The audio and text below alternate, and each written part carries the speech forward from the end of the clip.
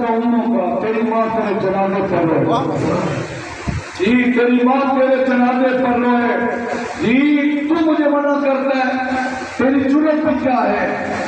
عربوں کا رواج تھا یہ جملہ جب کہا جاتا نا ساکلت کا اموں کا تیری ماں تیرے جنازے پر روئے تو عرب اس کا جواب دیتے تھے، سیم جواب دیتے تھے۔ جب امام نے ہم سے کہا نا کہ تیری ماں تیرے جنازے پر روئے تو ایک جملہ ہم نے کہا، کہتے اما لو غیرک من العرب یقولھا، کہتے اگر آپ کے علاوہ عرب کا کوئی بندہ یہ بات مجھ سے کرتا میں اس کو یہی جواب دیتا، لیکن آپ کو کیسے جواب دوں؟ آپ کی ماں کا نام فاطمہ زہرا، جی آپ کی ماں کا نام فاطمہ زہرا ہے، اگر آپ کی نام زہرا سلام اللہ علیہا بلندر صلوات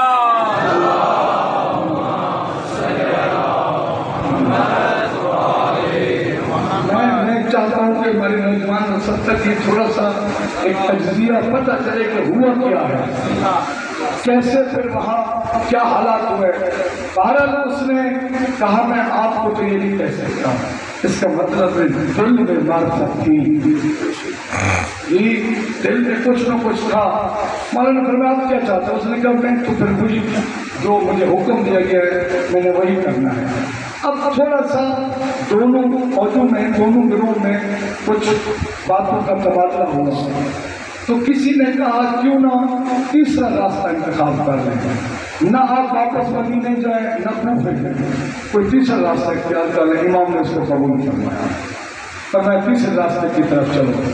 پھر امام وہاں سے چلے تیسرے راستے کی طرف، وہ راستہ تھا فیضہ والا۔ امام اگلی جو منزل تھی 13ویں منزل، امام منزل فیضہ پر تشریف لائے، اس معاہدے کے تحت نہ واپس مدینے نہ کوفے کی طرف، درمیانی راستہ، اس وجہ سے کہ امام نے فرما دیا تھا اے اور تو میرا راستہ روک نہیں سکتا، اور بھی بدل تھا کہ مجھے حکم ملا ہے میں نے راستہ روکنا ہے، درمیانی یہ فیصلہ ہوا کہ کوئی تیسرا مقام انتخاب کیا جائے۔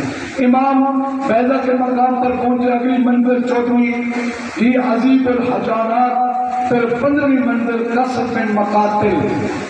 یہ یہاں ایک اہم جملہ ہے، ایک شخص ہے عبید اللہ بن حرۃ جوہری، جی آج کے عبید اللہ کو بھی ہم نے پہچانا ہے، یہ کسی جگہ خیمے لگائے بھی پیچھے حج کر کے آ رہا تھا، خیمے لگا ہوا تھا، امام کو پتہ چلا کہ خیمے، امام نے پوچھا بتاؤ کون ہے؟